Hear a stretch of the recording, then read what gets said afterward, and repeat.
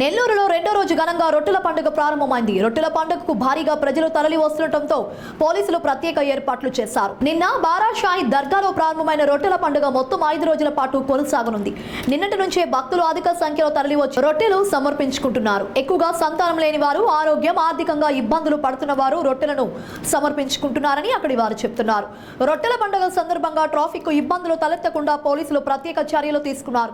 ఎలాంటి తొక్కిసలాట జరగకుండా దాదాపు 1600 మంది పోలీసులను అక్కడ భద్రత కోసం నియమించారు.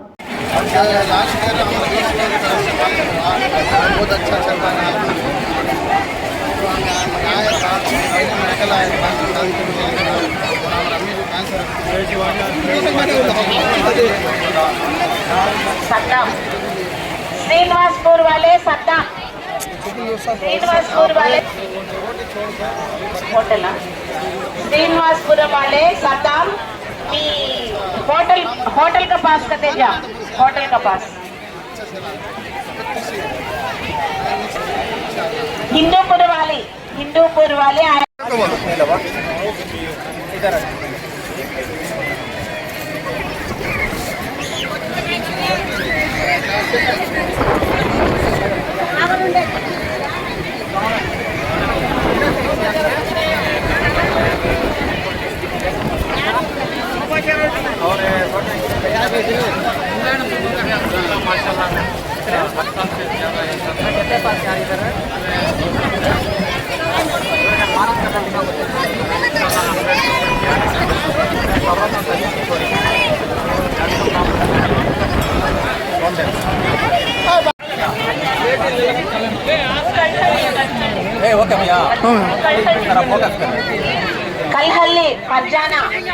कलहल्ली फरजाना किधर है तो भी वो भी पुलिस स्टेशन पास आ जाना।